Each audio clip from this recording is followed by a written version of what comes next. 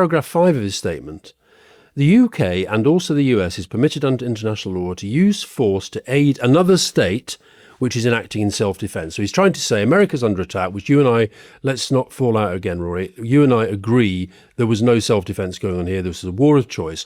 He then goes on, moreover, the UK is under an obligation in international law to prevent genocide, not just to stop it. Stopping an ongoing genocide is required, but it necessarily means that action was taken too late. And as I read that, I thought, bloody hell, if we're going to talk about, he's basically saying Iran wants to commit genocide against Israel. OK, we had a discussion a few months ago about whether Britain actually was not fulfilling its international obligations in relation to the prevention of genocide in Gaza.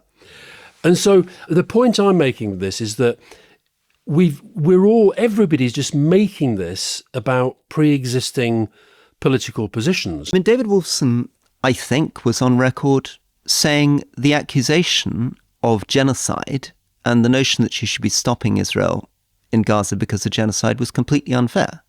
And now he's using the same term that he said was dangerous, too vague, shouldn't be applied to Israel's actions in Gaza. Yeah.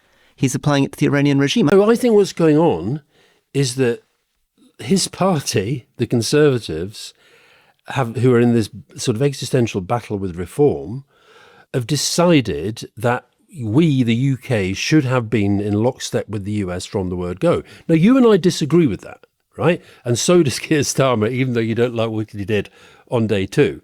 But they've made that decision. Now, as it happens, just to go to the politics of this, I think they've made a terrible mistake. Because even though I will get my usual suspects, including the person I live with, saying, you know, for God's sake, she's bound to say Rory was right and I was wrong.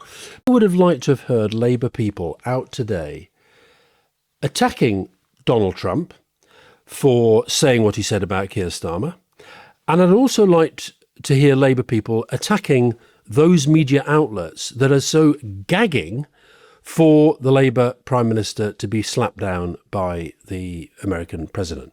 I think what Newsom said, if without Murdoch, there is no Trump.